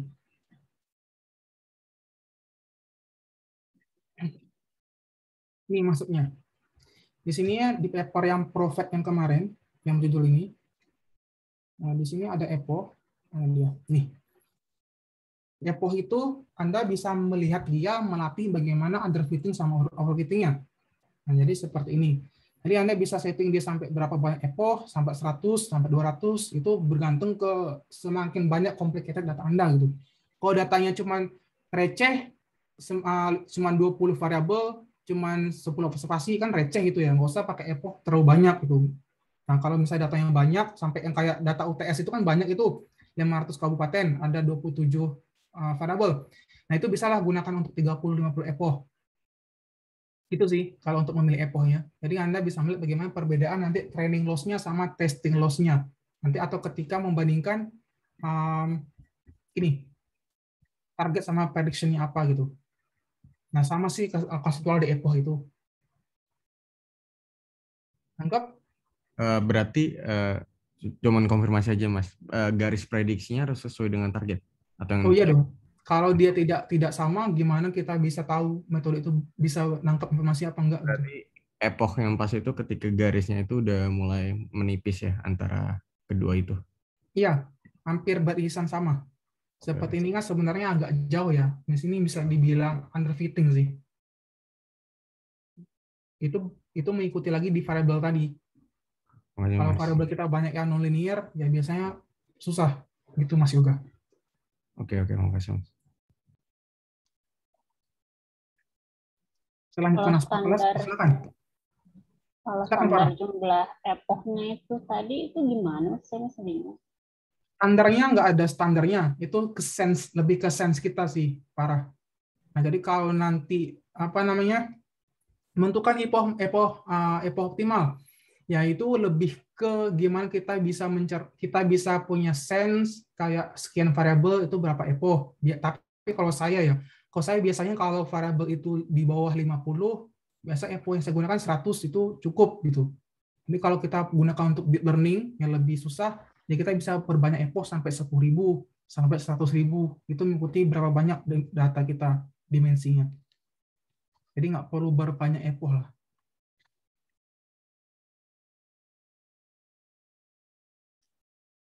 Itu gimana ya Mas? Maksudnya dapat sense-nya itu dari mana gitu ya Mas? Ya dilatih berarti. Kalau di EPO itu kita nggak bisa dapat kayak parameter ya. Kalau parameter kan ada metodenya kayak cross validation atau k-fold gitu. Itu kan kita bisa dapetin parameter optimum. Tapi kalau EPO enggak, kita bisa lihat dari misalnya kita nentuin ini 100 EPO, lihat akurasinya berapa, misalnya 20%. Itu kan masih nggak cukup dia belajar ya. Nah, nanti bisa dipanjangin EPO-nya sampai 500, nanti dicek lagi akurasinya berapa persen. Lebih ke sana sih. Jadi kan kita melihat bagaimana perbedaan di training sama testingnya. Jadi kalau misalnya dia 100 step, kalau mikirnya belum optimal, ya berarti metode itu belum cukup belajar. Oh, berarti awalnya kita trial error dulu gitu ya, Mas? Iya, trial and error. Oke. Tadi saya mau jelasin apa ya? Oh ya, NASPA kelas.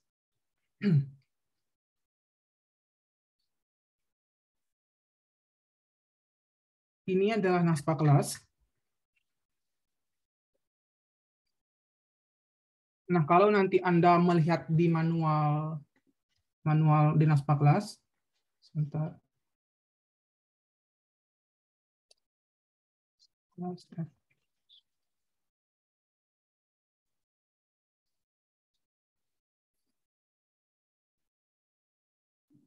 Nah, nanti kalau Anda lihat di manualnya, ini ada beberapa setting yang bisa Anda ganti itu. Anda bisa gunakan kelasnya 2, 3, 4, terserah. Jadi ini ada beberapa optimasinya. Nanti Anda gunakan misalnya ABC, atau Anda gunakan yang lain. Sebentar, indeksnya.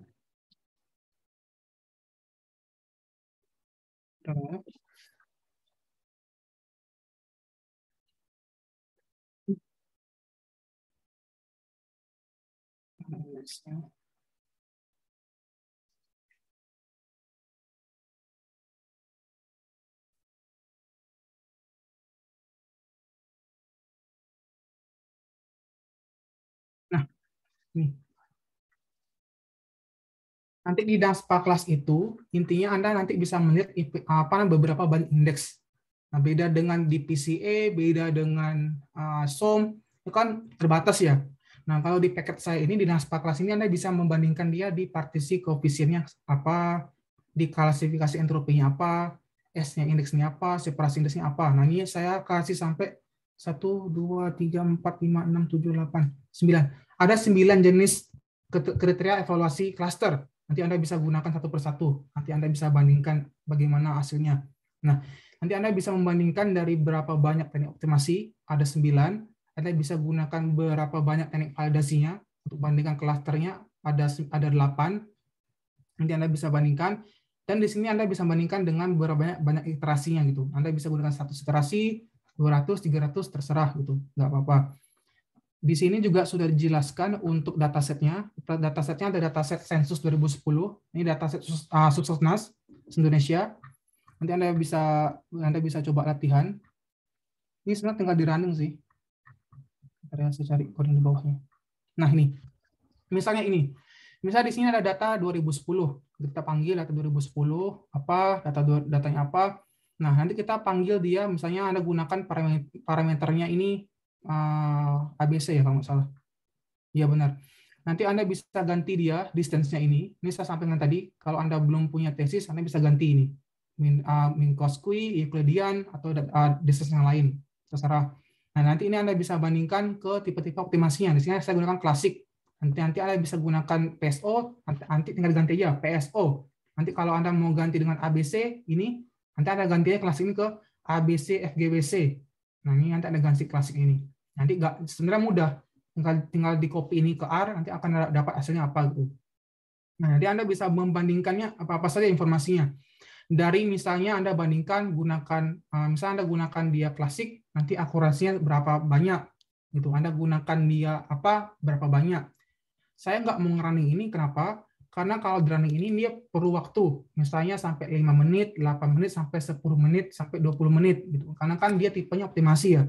Nah, jadi kan kita bisa latih dia sampai sekian banyak iterasi, sampai berapa banyak dia konvergen gitu. Nah, ini berbeda-beda komputernya. Nanti kalau Anda latih, Anda coba nanti latihan di rumah, Anda bisa gunakan misalnya iterasinya 500, itu bisa sampai 15 menit. Atau bisa sampai 20 menit gitu. Itu tergantung juga komputernya.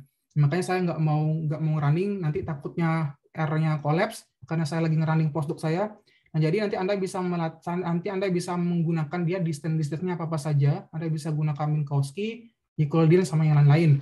Nanti di parameternya Anda bisa ganti alfanya misalnya 0,5, terserah. Anda gunakan nilainya 1,2, beta 1,2, terserah, nggak masalah, nggak ada batasannya.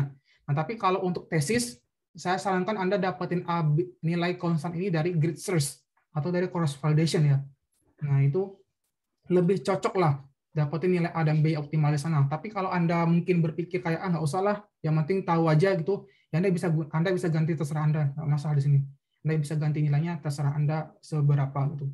Nanti Anda bisa membandingkan dia di 9 teknik optimasi dari classic sampai ke PSO. Nanti Anda bisa membandingkannya kayak apa. Nanti ini tinggal di running aja, sebenarnya udah jadi sih. Nah, di sini ini ada namanya sim cluster. Di sini adalah running untuk NASPA class. Ini saya sudah ganti. Saya sudah memberikan jawaban untuk tugas individu sebenarnya. Jadi Anda nanti bisa coba satu-satu, terserah ya. Kalau Anda lihat tugas individu kan itu ada saya kasih soal, Anda bisa memilih sekian banyak observasi kabupaten kota, Anda bisa memilih sekian banyak variabel, terserah Anda. Nanti Anda ganti aja datanya seperti apa. Nanti Anda ganti di sini iterasi misalnya 300. Terserah, Anda gunakan 200 juga nggak masalah. Anda gunakan 50, ya nggak apa-apa. Intinya saya hanya ingin Anda paham aja gitu, cara mengubah beberapa parameter di sini. Jadi saya nggak menilai dari rekomendasinya, nggak ke situ dulu. Nanti saya mau lihat dulu gimana Anda sudah benar paham apa belum di beberapa teknik-teknik di cluster. Karena kalau kita berbicara di membangun kebijakan publik, kan paling banyak digunakan kan membangun indeks ya, atau nanti clustering. Nah, ini mungkin salah satu tools yang bisa Anda gunakan gitu ketika nanti Anda gunakan report untuk pemerintah. Gitu. Ada pertanyaan dulu? Jadi tinggal di running aja sih, kalau Anda nggak mau, Anda bisa pagarkan ya. Bisa dipagar itu biar nanti nggak usah running. Ini ada teknik-tekniknya, ada ABC, ada FPA, ada GSA, ini ada gravitasi, ada HHO, ada IFA, ada PSO, ada TLBO. Nah, ini sudah saya tulis sebenarnya. Jadi Anda bisa pilih aja Anda menggunakan yang mana, terserah itu. Gitu sih. Ada pertanyaan? Kalau masih bingung?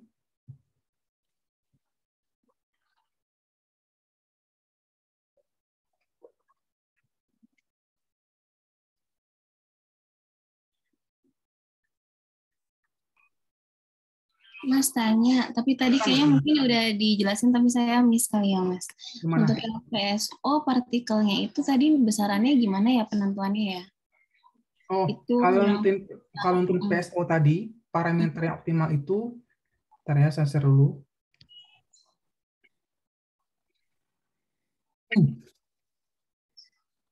Di sini kan intinya kan dia ada function ya, mau nyarinya seperti apa. Nah, tapi kalau nanti dapat dia di sini, nilai W, C1 sama C2 ini kan velocity-nya Mbak Windy. Nah, di velocity-nya ini kita bisa ganti, terserah, nggak ada batasannya. Nah, nanti mungkin bisa dicoba, kalau mau ngebahas itu, silakan. Jadi kita bisa mengganti W-nya ini berapa, C1 berapa, C2-nya berapa gitu. Itu juga saya lakukan.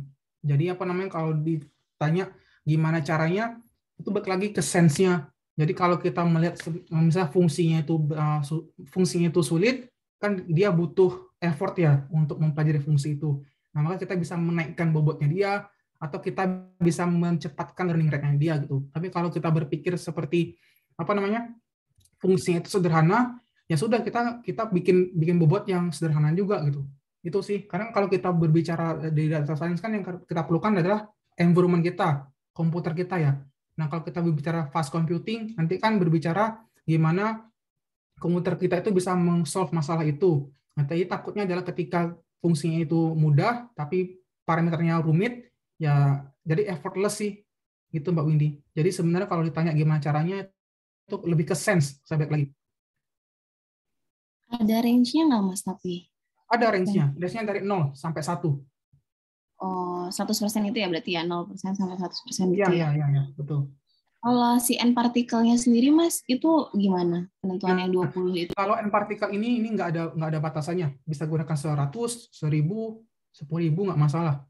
Tadi kalau dia semakin banyak partikel, nah gambar tadi, bentar.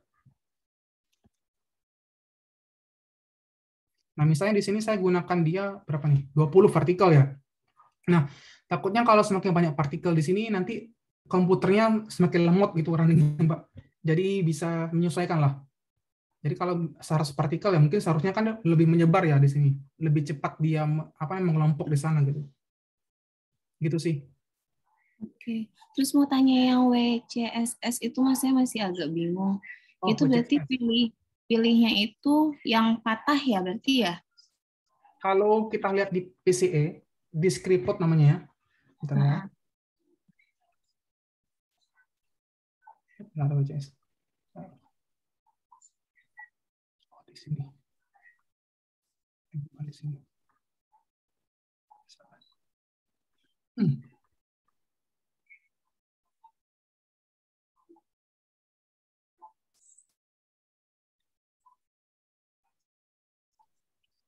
Nah, yang bagus itu seharusnya seperti ini. Dia patah ke 6, seharusnya ini yang paling optimal dia. Dia kalau kita gunakan ke 7 kan sebenarnya nggak terlalu berbeda ya signifikansinya. Nah, jadi kalau nanti dilihat bagaimana klaster yang optimal, kita bisa lihat terserah kita mau dia patah seperti ini 6 ya nggak masalah. Tapi kalau lebih ke melihat bagaimana dia sampai convergen ke 0 ya nggak apa-apa gitu. Tapi kalau untuk di PCA biasanya patahnya aja. Soalnya kan kalau seperti ini kan 1/2 kan sama informasinya ya. Jadi kita nggak bisa mengenerate itu. Tapi kan 1, 2, 3 ya hampir sama lah. Tapi kalau kita bikin keempat ya beda tipis gitu informasinya kan. Kan 1, 2, 3, 4 beda tipis. Tapi kalau di sini sudah mulai patah nih 4 ke 5. Nah, nanti bisa gunakan 5 ya bisa, mau sampai 6 juga nggak apa-apa gitu. Gitu sih. Itu lebih ke gimana kita ngeliatin masalahnya nanti. Gimana? Ini kan untuk nentuin jumlah klasternya ya? Nah, tapi kan tadi kan saya coba 10. Kenapa? Karena kan kalau saya balik lagi ke masalahnya, mungkin kalau dibikin 10 klaster untuk indeks ke Indonesia, mungkin lebih masuk akal ya, dibandingkan 3 atau 4 gitu. Itu sih, tergantung kebutuhannya. Terus yang learning rate, Mas. Maaf ya tanya lagi, Mas. Nggak apa-apa. Kan Mas Rezi bilang itu kan seperti kayak alpha ya. Cuma Mas Rezi bilangnya kalau itu nanti makin besar, mungkin akan lebih lama, komputasinya ya. Nah, itu berarti karena itu sama kayak alpha, apakah itu juga kalau makin kecil justru malah makin bagus karena kayak toleransinya kan jadi semakin kecil kan gitu ya, Mas ya? Iya, benar, semakin bagus. Tapi mungkin komputernya akan semakin lambat, Mbak. Tapi kalau kita berbicara di metode-metode data science kan, salah satu concern-nya adalah fast computing ya. Jadi itu juga bisa diambil kira juga gitu. Ya namanya waktu komputasi. Bentar, saya kasih contoh paper saya deh, biar paham arahnya. Arah data science itu kayak gimana. Bentar.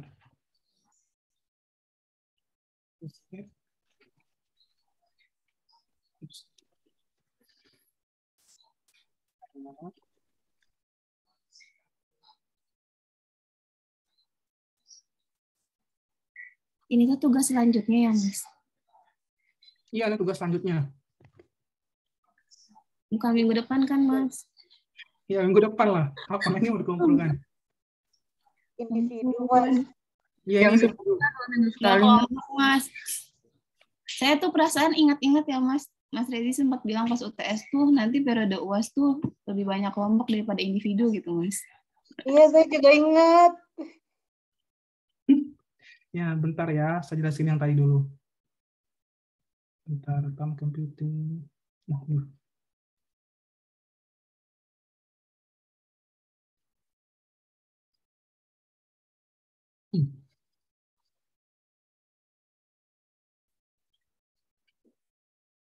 Nah, kalau di metode-metode data science, kita bisa membandingkan dia dari akurasi sama waktu computingnya. Jadi kalau nanti semakin lambat, ya kan mungkin semakin nggak masuk akal ya. Misalnya ini, misal saya gunakan VAR, vector atau regression sebagai inputnya, saya latih dia gunakan NN, sama saya dapat dia gunakan algoritma magnetik. Nah, ini 21 menit gitu. Nah, jadi ketika nanti Anda gunakan kayak gimana metode optimasi itu, nanti lihat juga fast computingnya. Karena kan ketika kita berbicara data science, kita pengen akurasinya tinggi, metode yang parsimoni, dan dia fast computing gitu. Nah, itu sebenarnya tingkatan sih nanti ketika Anda lebih ingin menggunakan data science. Jadi itu adalah salah satu parameternya di learning rate-nya. Jadi learning rate itu juga mempengaruhi time computing-nya. Gitu. Jadi khawatirnya ketika Anda setting learning rate-nya terlalu tinggi, nanti akan dapatkan Anda menitnya lama. Misalnya sampai 24 menit. Padahal mapping itu nggak terlalu signifikan gitu. Beda tipis. Misalnya mapping yang learning rate-nya rendah dikit 3,9. Tapi ditambah lebih banyak akurasinya 3,6 gitu. Nggak terlalu signifikan, nggak terlalu jauh, cuma beda 0,03 akurasinya, tapi bisa saving 5 menit gitu. Itu sih pandangannya kalau menggunakan data science. Kita juga harus memperhatikan namanya time computing. Nangkep arahnya? Ya, Mas. Oke. Terus tadi nanya apa ya? Tugas ya?